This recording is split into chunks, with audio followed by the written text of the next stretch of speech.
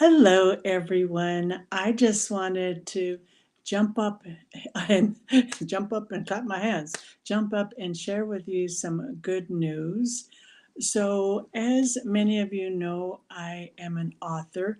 I have a total of 5 books, and one of my books, Sacred Ceremony and Rituals for Today's World, a how to guide, which I co authored with one of my good friends, Jenny Estrada, who is actually a shaman, medicine woman. She's sixth generation Yaqui, and I am a Cherokee citizen and Latina. So we both, her and I, have Native Indigenous roots. So we wrote this book, Sacred Ceremony and Rituals for Today's World, a how to guide, because we wanted to help people really learn about ceremonies and how they can do it themselves. Well, we're excited to announce that we were notified this week that we received the International Impact Award for this book. Yeah, the International Impact Award in the category of wellness and emotional resiliency. So I wanted to jump on today and really share with you a little bit of a deeper dive on the book because we have two significant things coming up. We have the full moon on December 15th, which is Sunday, and the following week we have the winter solstice. So usually we do ceremony around the full moon or the cycles of nature.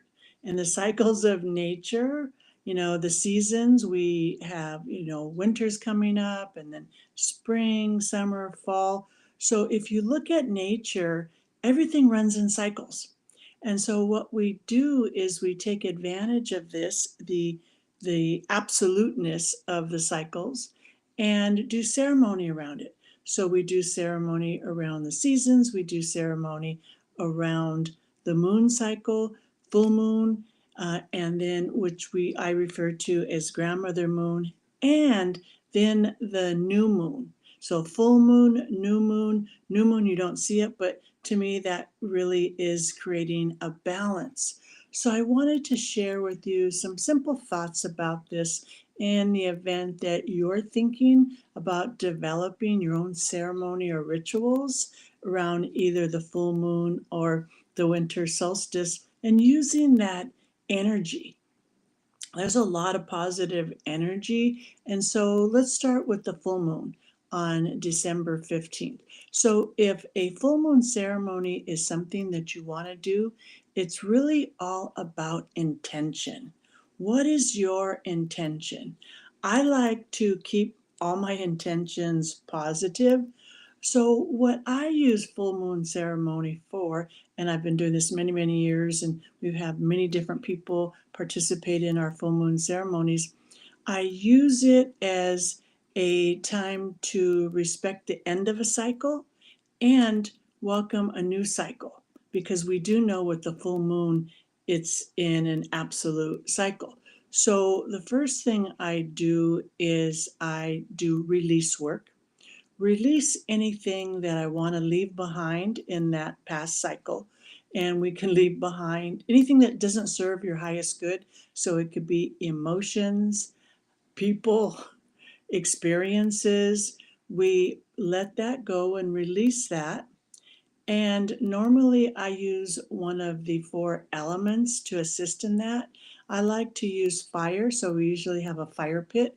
So I write down the emotions that I want to let go of and throw them in the fire. So I literally see them go up in smoke. And then the second part of that is, what do I want to bring? Now that I've cleared space in my life, what do I want to bring into my life?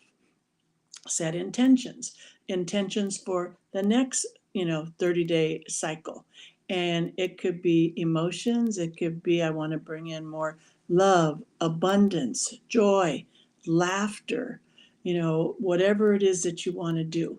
So really think about what you want to let go of, what you want to bring in and what's your intentions. And then for me, the intentions, a lot of times when we do ceremony, we set intentions, generally intentions for like the world. We want to bring in more peace into this world. We want to bring more love, compassion. So, one of the key components of our ceremony is prayer. And so I know prayer is something that's very personalized and specialized depending on how you pray. I pray to, I use the term creator. I also use the term God, universal consciousness. We believe that we're attached to any religion. We're spiritual. So we believe everybody has the right to pray to whom or however they want, but it's really capturing all this beautiful energy. When I think of the moon, I think of a feminine energy. That's why we use the term grandmother moon. When I think of the sun, I feel like that's a masculine energy, father sun. So as you can get the idea is, nature and everything involved in nature, from my perspective, I treat it like a relative. So there you have it, some simple things you can do for this upcoming full moon and winter solstice. Winter solstice, it's the seasons are longer. The full moons run in 28, 30-day cycles, whereas the seasons run in longer cycles. So if you want to do a ceremony around winter solstice, it's like, okay, what is this entire season? What is it that you want to bring into your life? So there you go. Harness the power of nature through full moon ceremonies, through honoring the seasons. And I look forward to hearing from you. You can also, always on my YouTube, send me a message. And with that, I just want to say I appreciate your time. Thank you for listening and enjoy this full moon that's coming up and the winter solstice. Bye.